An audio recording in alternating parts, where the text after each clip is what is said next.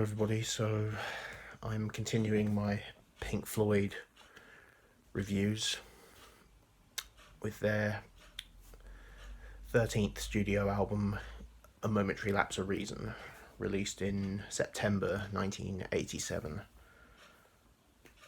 I really don't want to do this review.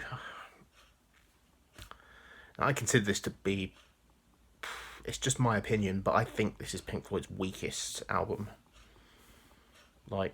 I really just don't have a lot to say about this album. I'm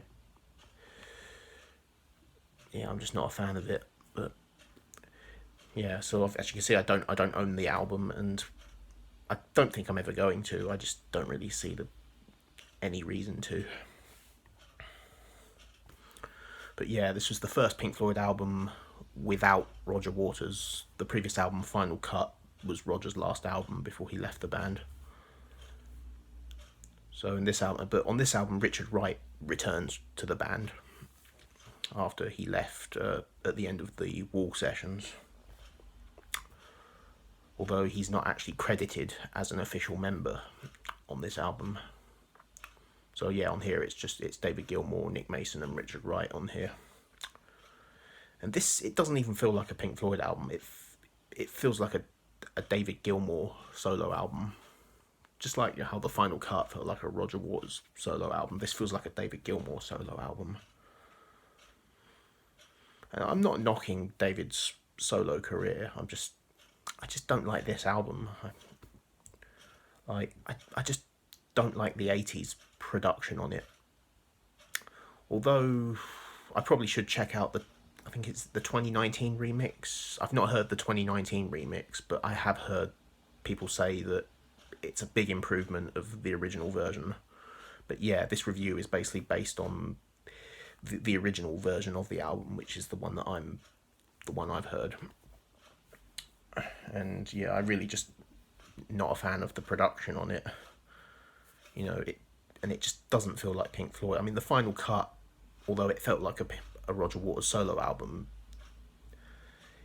there was still moments where it still felt like Pink Floyd. This album to me just didn't feel like Pink Floyd at all to me. So I'm going to go through the track listing, but yeah, most of these songs I just don't care for. So it begins with an instrumental track called Signs of Life, which it's just meh. I just don't really have much to say about it. Second track is Learning to Fly, which was one of the singles from the album. Learning to Fly, I'd say it's a decent track, but I think the 80s production just bogs it down for me, but it's a decent track. And then we get The Dogs of War. This track is also quite decent, but it's not great, but it's half decent. One Slip, I'm not a big fan of that. On the Turning Away is decent. Yet Another Movie, Round and Around, it's another just instrumental. A New Machine, Part 1, Terminal Frost, another instrumental. A New Machine, Part 2, and then it ends with Sorrow. Yeah, I really just don't care much for any of these songs. But I probably should give the 2019 remix a listen. So it might change my feelings on this album, but as I've said, my opinion here is just based on the original, and yeah, I'm just not a fan of the way this album was produced, and it doesn't even feel like a rock album. It feels like a straight up pop album, because Pink Floyd are a progressive rock band, but this doesn't even feel like it's from the same band. To me, this feels like 80s pop. It doesn't. I get that they're trying to move with the times, but with Pink Floyd, I just don't think it works. It's the same when the Moody Blues were trying to do, like when they came into the 80s, they kind of went pop, which I didn't like.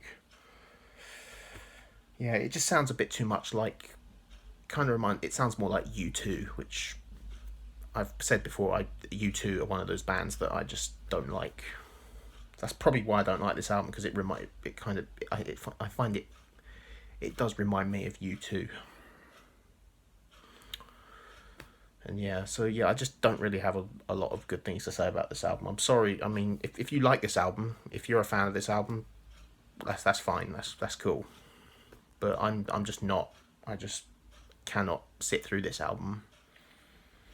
I mean, yeah, Dogs of War, Learning to Fly, and On the Turning Away are decent, but they're not great. So yeah, I'm gonna rate this album. I'll give it a 4 out of 10. You know, I don't really.